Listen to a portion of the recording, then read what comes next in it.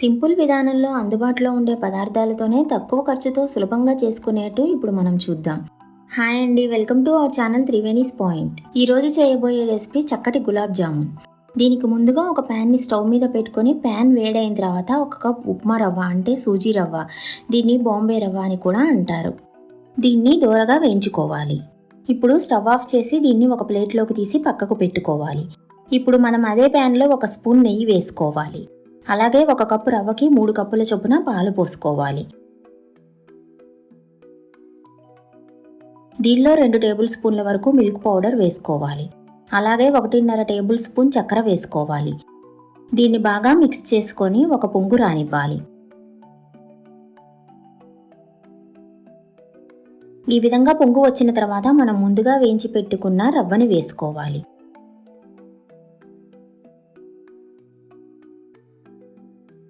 దీన్ని బాగా గడ్డలు లేకుండా కలుపుకోవాలి.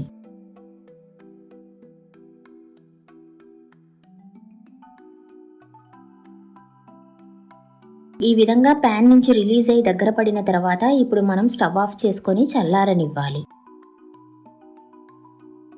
ఇప్పుడు స్టవ్ మీద వేరొక ప్యాన్ పెట్టుకొని 2 కప్పుల పంచదార వేసుకోవాలి. 1 కప్ సూజీ రవ్వకు 2 కప్పుల పంచదార వేసుకోవాలి. అలాగే దీనిలో 2 కప్పుల నీళ్లు పోసుకోవాలి. 2 కప్పుల పంచదారకు 2 కప్పుల నీళ్లు పోసుకోవాలి. ఇప్పుడు దీంట్లో మనం 1/2 టీ స్పూన్ యాలకుల పౌడర్ వేసుకోవాలి. అలాగే 2 రెమ్మల కుంకుమ పువ్వుని వేసుకొని దీన్ని ఒక 10 నిమిషాల పాటు మరిగించి ఈ సిరప్ను ఒక పక్కకు పెట్టుకోవాలి.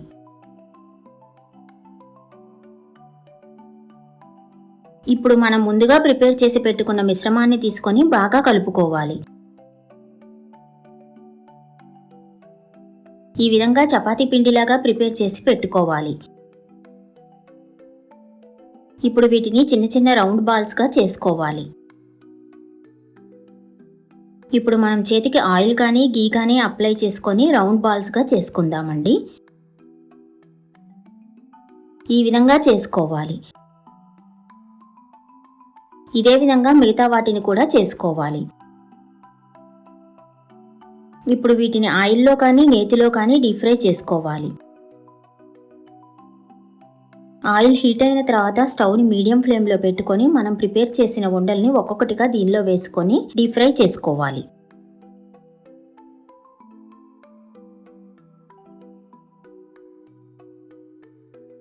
అన్ని వైపులా సమానంగా కాలేలా మనం కలుపుకుంటూ డీప్ ఫ్రై చేసుకోవాలి.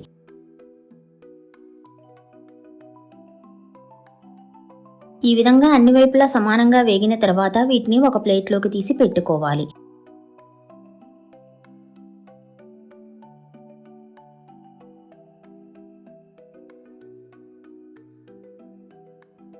ఇప్పుడు మనం ముందుగా ప్రిపేర్ చేసి పెట్టుకున్న పాకాన్ని తీసుకొని వీటిలో మనం వేయించి పెట్టుకున్న ఉండలను వేసుకోవాలి. ఇప్పుడు వీటిని 1 గంట సేపు నానబెట్టి అలాగే కానీ లేదా ఫ్రిడ్జ్లో పెట్టి కూల్గా కానీ సర్వ్ చేసుకోవాలి.